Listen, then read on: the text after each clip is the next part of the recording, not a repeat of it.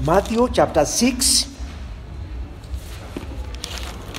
Mathayo 6, nitaanza kusoma mstari wa 7. The Lord's Prayer. Sala ya Bwana. Nanyi mnaposali msiseme maneno kama wafanyavo watu wasiomjua Mungu, kwa maana wao udhani kwamba watasikiwa kwa sababu ya wingi wa maneno yao. Msiwe kama wao, kwa sababu Baba yenu anajua kile mnachohitaji kabla hamjamwomba. Hivi basi ndivyo iwapasavyo kuomba: Baba yetu uliye mbinguni, jina lako litukuzwe, ufalme wako uje, mapenzi yako yafanyike hapa duniani kama huko mbinguni. Utupatie leo riziki zetu,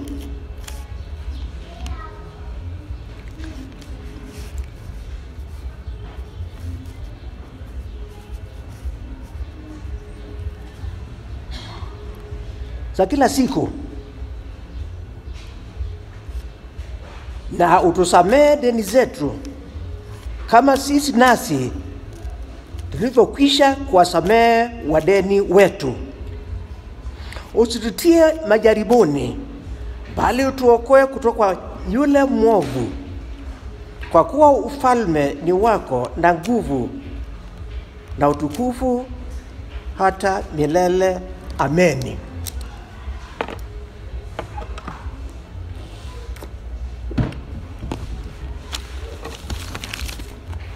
Ni wangapi siku ya leo waliomba? Msiinue mikono. How many prayed this morning? Don't put out your hands.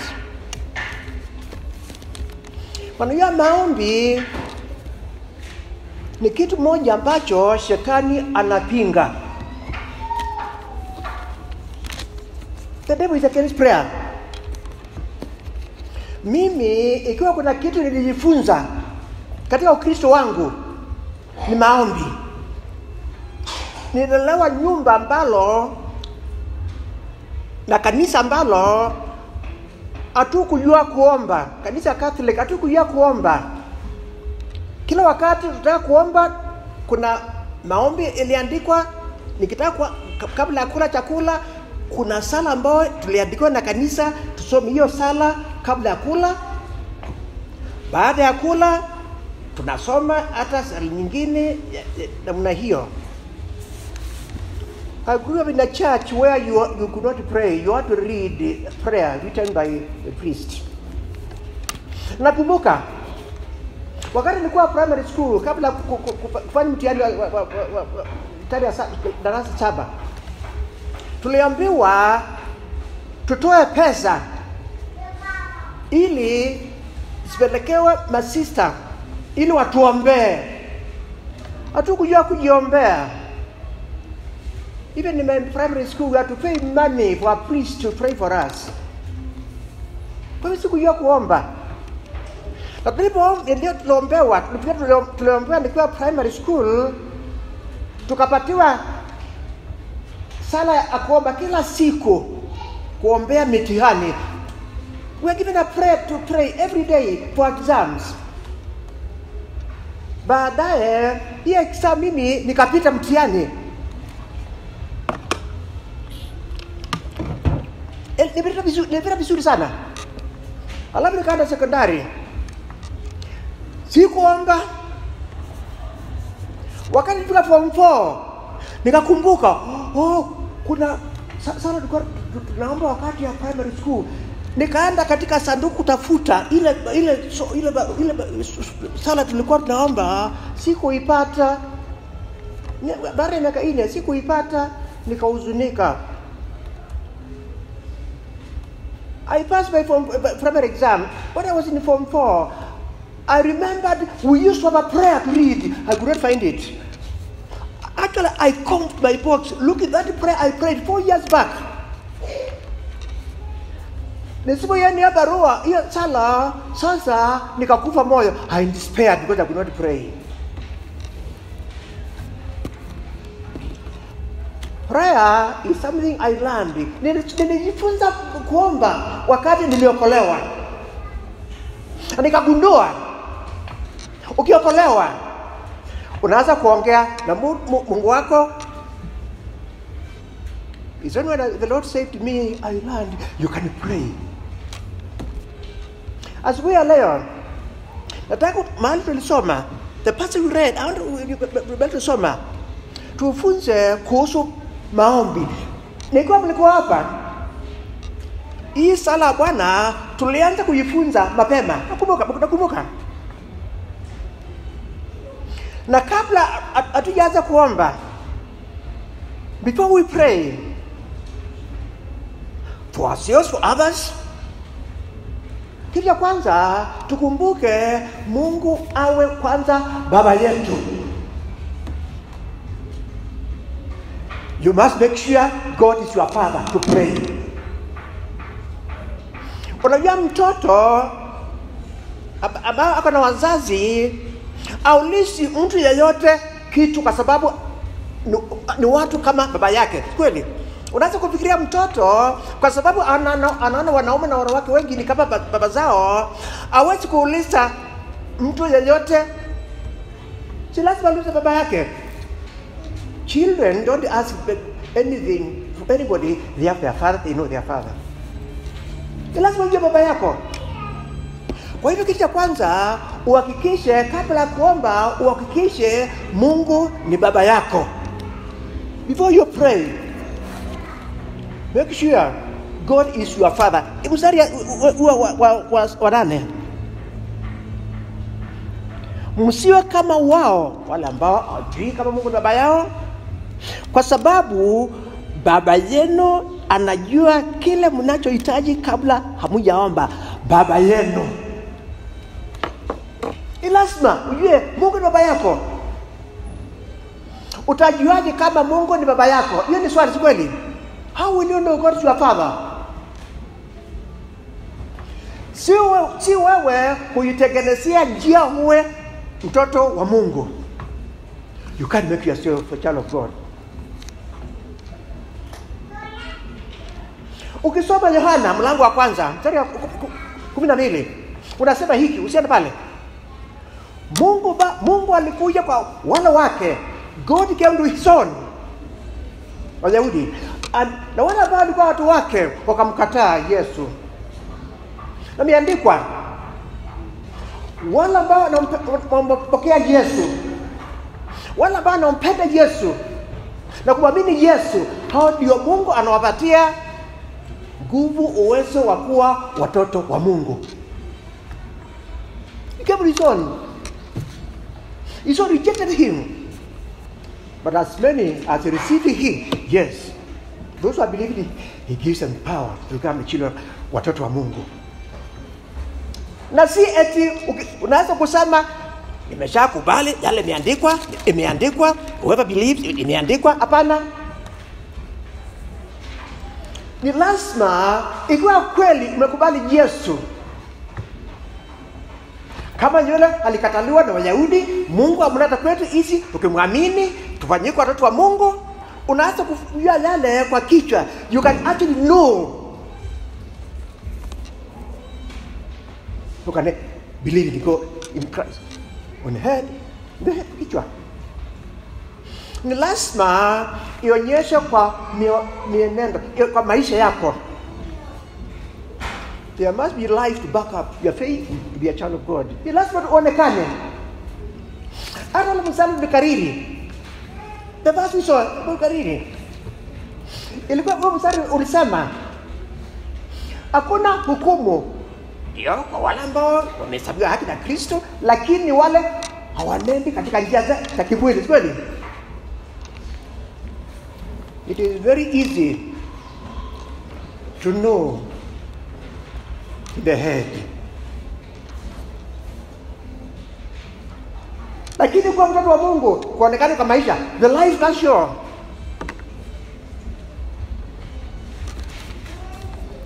Kwa hivyo tuhakikishe Mungu ni baba yetu. God is our father.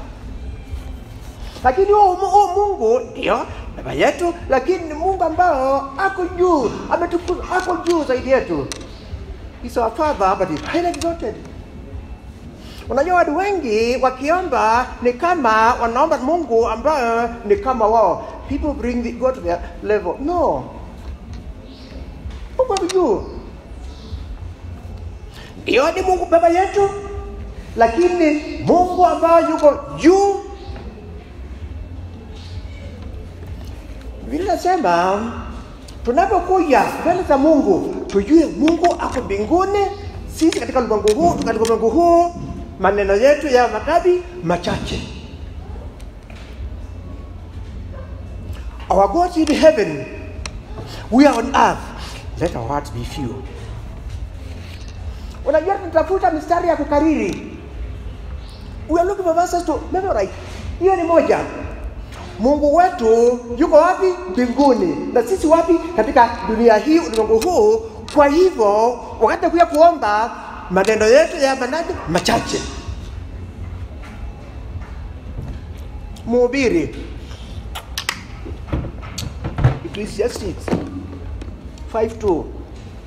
God in heaven, we are on the earth, let your words be few. Verses to memorize. Kumbuka, Mungu ni baba yetu, ikiwa mwamini Kristo, maisha yake yanaonekana.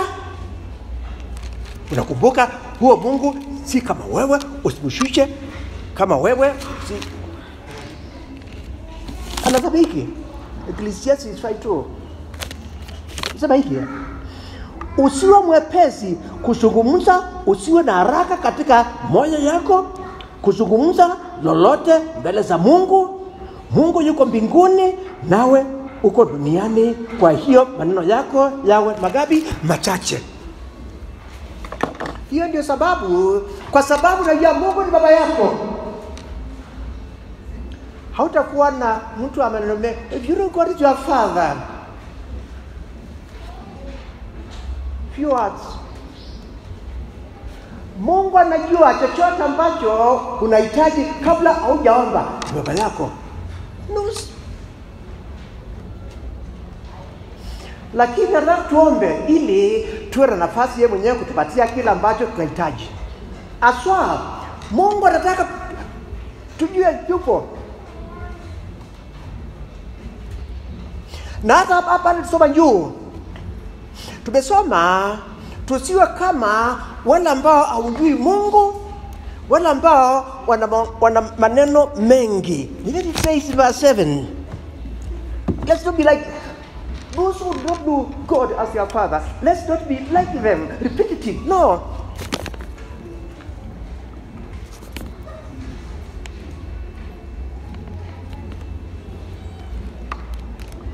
Mstari 7. Mungu yuko mbinguni, ni baba yetu. Tusiwe na maneno mengi kwa sababu anajua yale ambayo tunahitaji. Hatutakuwa na kurudia kama Mungu hajui kile tunahitaji.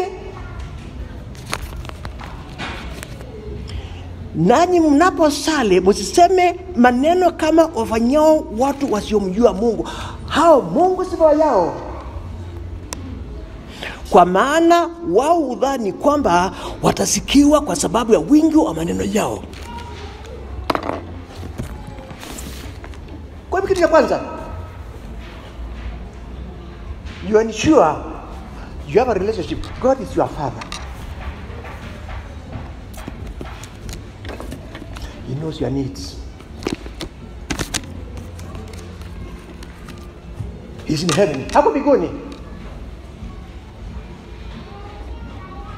There are people, even this morning, in churches, they are shouting for God, to God, as if He does not hear.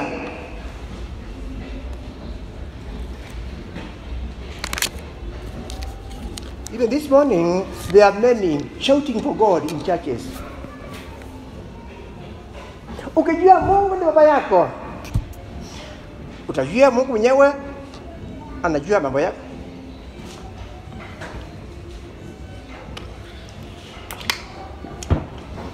Ukiangalia hii sala, you look at this prayer, it makes a lot about God. Hii sala inaongea mengi kuhusu Mungu. Kubwa Mungu, jina la Mungu, inaonyesha mtu akijua ni mtoto wa Mungu, yani kazi yake ile kuu ni kumwabudu Mungu, si kumwambia vitu. Unajua tunaenda sokoni kweli? Wakati unaenda sokoni, tunakuwa na listi una vitu utanunua kweli? Tusifanye Mungu kama yule ambao tukija kwake na listi. Nataka kufanyia hiki, fanyia hiki, fanyia hiki. Hapana. Tusifanye Mungu namna hiyo, ni baba yetu. Hata hakuna mzazi, hakuna mtoto anauliza mtoto baba yake vitu ambavyo anajua baba yake, hiyo ni kazi yake. Kama ungesikia mtoto akiuliza baba yake juu ya chakula ama malipo rent ya nyumba, sasa tunashangaa kweli. Kuna yale ambao wazazi ni jukumu lao. Kuna wale ambao kuna vitu ambao watoto wanajua baba yao yale yeye mwenyewe atafanya. Kweli? Kuna mtoto anaweza kuuliza baba yake school fees. Sio ni kazi ya baba. Kuna mambo ambao Mungu mwenyewe tunajua atatufanyia, si kazi yetu kumwambia. Kila wakati anajua. Lakini wakati anakuja kuomba, ukija baba yako, maneno machache kumtukuza, sio kupigia mayowe. Tuheshimu wakati wa kuja mbele za Mungu wetu kwa maombi, tujue baba yetu ametukuka huko mbinguni, sisi tu katika ulimwengu huu.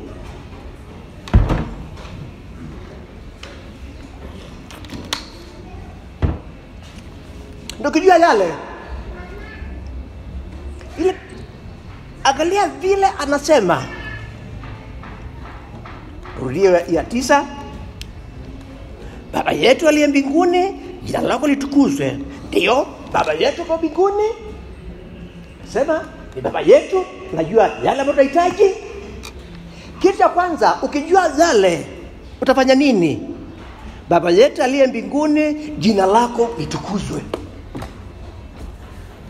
When you come to pray, it's your Father. Our Father, let your name be glorified. Let your name be glorified. Kwa hivyo kitu cha kwanza, ukijua Mungu ni baba yako, hapo mbinguni anakuelewa, utaanza kutukuza jina lake.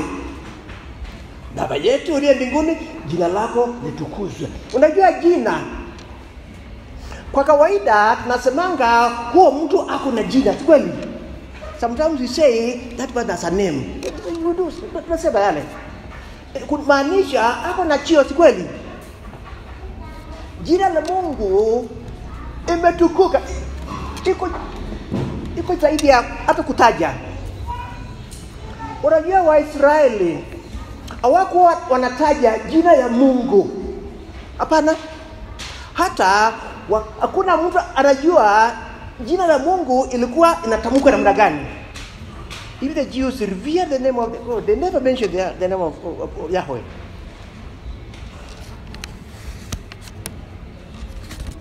Wakati mwingi nasikia watu wakiomba, my father, my father, my father. No. To speak by Yahweh. Ndio, ni baba yetu. Hata watu wengi wanatumia jina ya Yesu kama uchawi, kweli? Katika jina la Yesu tokea. Misuse of Christ's name. In Christ, you have healing. I pronounce you are healing in Christ. Sinaona tusipofunza na Biblia jinsi ya kuomba, tutaomba kama wale ambao hawamjui Mungu wao. Hawamjui kama Mungu ni baba yao. Jina lake limetukuzwa. Tusitaje jina la Bwana. Hata wale ambao wanafuatilia ile basi natuma kila siku kutende amri ya Mungu. One of the commands about the name of God actually Kutoka mlango wa 20. Hata Mungu mwenyewe akapatiana amri kuhusu jina lake. God gave a commandment about his name.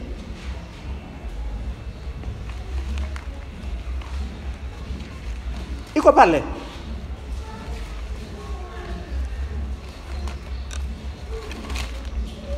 Mlango wa 20. Angalia.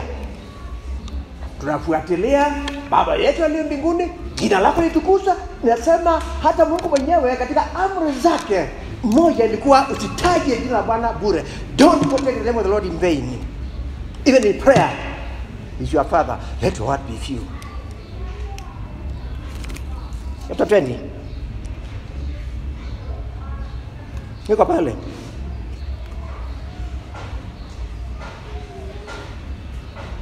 Alianzia, mimi ndiye Bwana Mungu wako aliyekuokoa kutoka Misri, usio na miungu mingine, usifanye. Inaendelea. Na niko pale.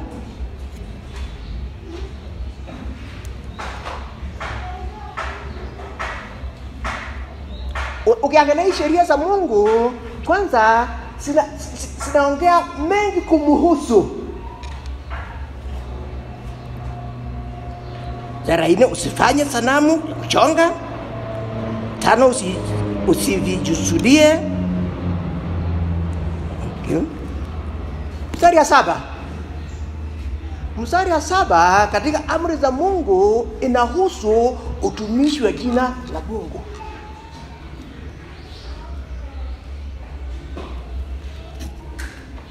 Third commandment. Usilitaje bure jina la Baba, usilitaje bure jina la Bwana Mungu wako, kwa sababu usilitaje bure jina la Bwana Mungu wako, kwa kuwa Bwana hataacha kumhesabia hatia yeye alitajaye jina lake bure. Mungu akisema kitu, Mungu akisema tusifanye kitu, anacheza hapa ni amri ya kutii, si amri ya kutii. Hapa anasema tusilitaje jina la Mungu wetu bure, bila sababu kweli kufikiria tunafanya nini.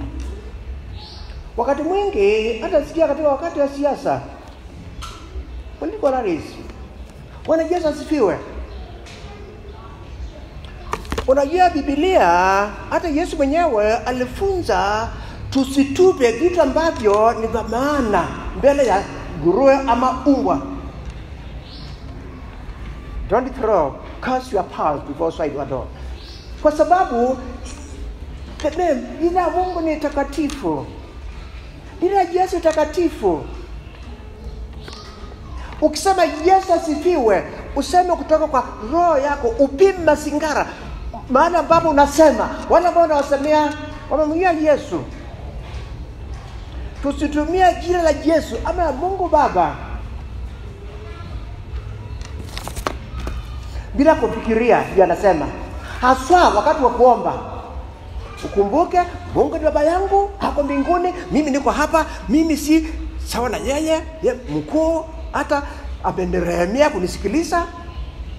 Hiyo ni hali ya kuja kuomba mbele za Mungu wako na kujua jina lake. Sitaji kila unasema upime. Be careful what you say. Katika maneno mengi, in multitude of words, sin is not lacking. Sinaona ni lazima tupime maneno. Biblia inasema kwa kusema kwingi dhambi haikosekani kuwa pale. Na hata ni kwa mfano, hata wakati unapiga simu, unapigia mtu simu, ikiwa haujawaza utasema nini, utaanza mambo ambayo hakutarajia. Kweli? Ndio nasema hata wakati wa kuomba, kabla ya kuomba, chukua muda ujitayarishe kuomba. Prepare before you pray. What you say must be true about God. Don't cast your pearls before swine. Usitumie jina la Mungu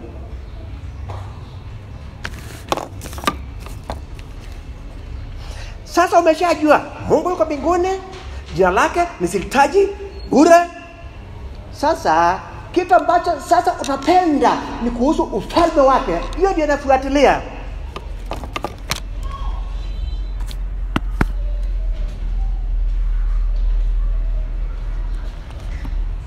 Mathayo 6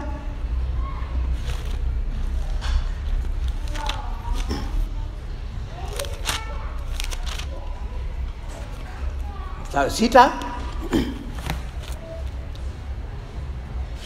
unasema, sasa tumesema mstari ya 9 tulianza hivi, basi ndivyo ipasavyo kuomba: Baba yetu aliye mbinguni, jina lako litukuzwe. Kile unaanza ni kuhusu ufalme wa Mungu, ili ukijua Mungu ni baba yako na unajua jina lake si la kutajwa bure, utaanza kutaja jina ya kwanza kuhusu ufalme wake. Maana yake Mungu avuta watu waje kwake kupitia kwa Kristo, utaombea wokovu. If you know God is your Father, His name is exalted, you will be concerned about His kingdom. He will be said, brought in His kingdom. Sinners brought their knees to bow at the Lordship of Christ. Tuombe, hiyo ndio kuomba kwanza. Tukijua Mungu wetu ni baba yetu, tutaomba watu waokolewe. Hiyo ni kusema ufalme wako uje. Na unaomba Mungu mwenyewe akutumie. You ask the Lord to use you to bring others into the kingdom. Unajua Yesu alipokuwa katika ulimwengu huu alisema yeye alikuwa anakuja kutengeneza kanisa lake. Christ came to build his church. Ndio kusema ufalme hapa, akisema ufalme wako uje, inamaanisha ikiwa tunataka ufalme wa Mungu, tunasema Mungu au mfalme, na kuna wale ambao anawatawala, na kuna mtu hawezi kutawala. Mungu hawezi kutawala wale ambao wangali katika dhambi, hamtaki, wanaenda njia zao, hawajaokolewa. Ukitaka wako waokolewe, if you want to build Christ's kingdom, God's kingdom, be involved in the message of the gospel to others. Yesu alikuwa kujenga kanisa lake, na ni jambo letu kujua kweli kila mambo muhimu kilipomleta Yesu katika ulimwengu huu ni watu kuokolewa, kuacha ukatili dhidi ya Mungu, kuja kwa Kristo waokolewe, kanisa la Yesu iendelee na kupanuka. Bring people to Christ in the church, and then grow them in their faith. We pray that.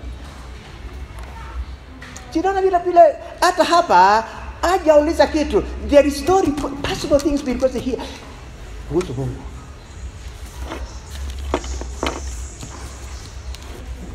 Ufalme wa Mungu unaonekana vile watu ndio ni watu kama wengine, lakini wao maisha yao yamebadilika, wanaongozwa na Biblia, kwa sababu kila mahali ambapo uko na mfalme ni inji, na hiyo inji iko na mpangilio inji ya kuishi, watu kuishi katika hiyo inji.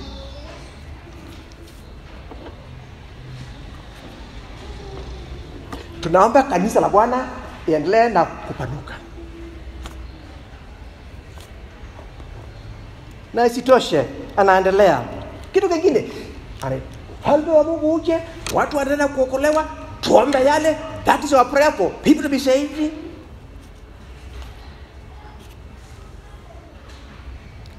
Hata hiyo 10, ufalme wako uje, mapenzi yako yafanyike hapa duniani kama huko mbinguni. Tunaomba watu wamtii Mungu, mapenzi yake yatendeke. Tunaomba watu waje kwa Kristo waokolewe, kanisa la Yesu linapanuka.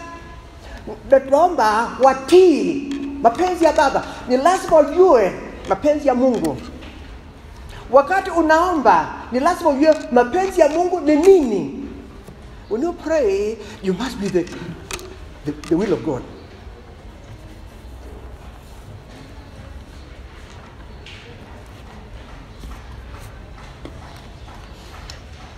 Ikiwa kuna kitu ambacho tunajua ni wazi, Mungu hataki watu waangamie, si kweli? If there is anything you are sure of, God does not desire any to perish. Si alimtuma mwanae? Ni lazima tuombe. Ikiwa tunataka mapenzi ya Mungu ifanyike na mapenzi makuu ya Mungu ni watu wamtii Kristo, waokolewe. Sinaona mambo yetu sasa itakuwa inahusu mambo ya Mungu, utukufu wa jina lake, jina lake litukuzwe, mapenzi yake yafanyike. Sinaona inahusu mambo ya Mungu.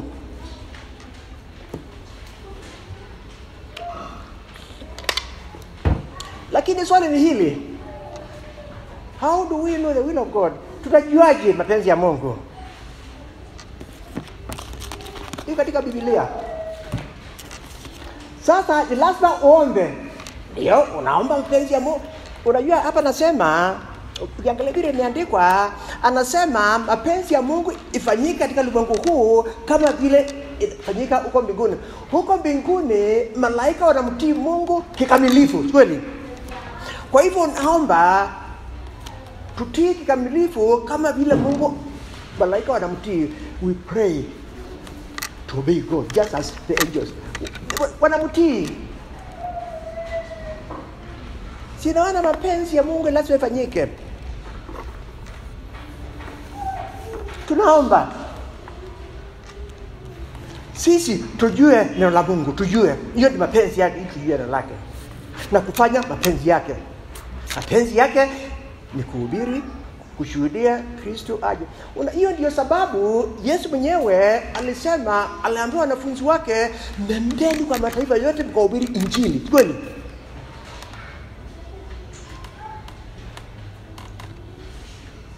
There is another thing. God make disciples.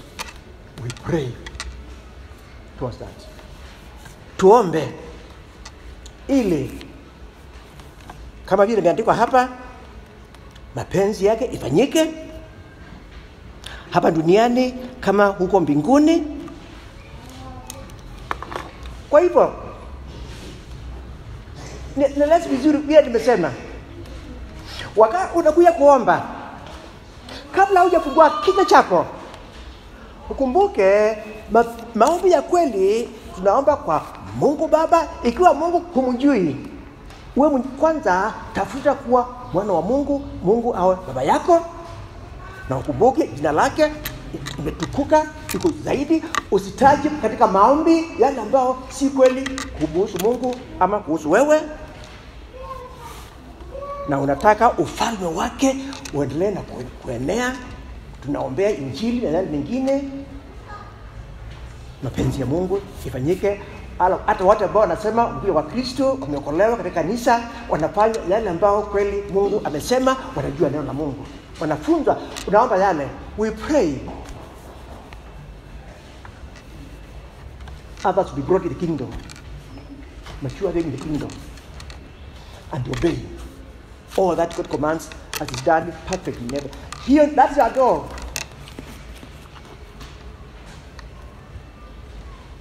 Sasa ukijua yale,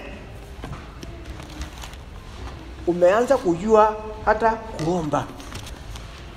Hiyo ndio sababu hata ukiangalia vizuri, kuuliza kitu ni kidogo tu, hakuna mingi katika Biblia, ni chakula tu kila siku, yale mengine inamhusu Mungu.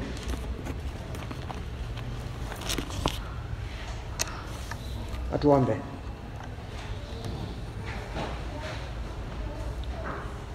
Baba yetu uliye mbinguni, tunakushukuru kwa sababu tunajua wewe ni Mungu upo, kama vile tulifunza asubuhi ya leo. Na tukijua upo, ni lazima utuongoze kwa njia zako kupitia neno lako. Haswa wakati tunakuja kuomba, hata saa hii tukumbuke wewe ni Baba yetu uliye mbinguni. Wewe si kama sisi wanadamu, hata wale wamewaokoa wenye dhambi. Na tujue jina lako ni tukufu. Tuhitaji jina lako bure hata wakati ya kuomba. Lakini tukumbuke yale ambayo ni muhimu katika ulimwengu huu ni kanisa lako, ufalme wako kuendelea na kukua, watu kuokolewa, kuacha ukatili dhidi ya Mungu na kutii mapenzi yako, neno lako, kama vile malaika wanatii mapenzi yako huko mbinguni.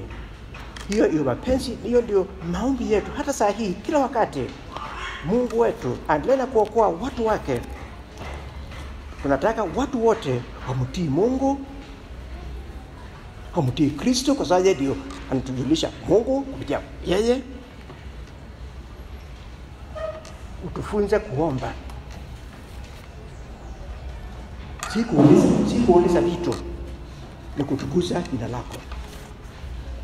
Tunaomba kwa jina la Yesu Kristo Mwokozi wetu.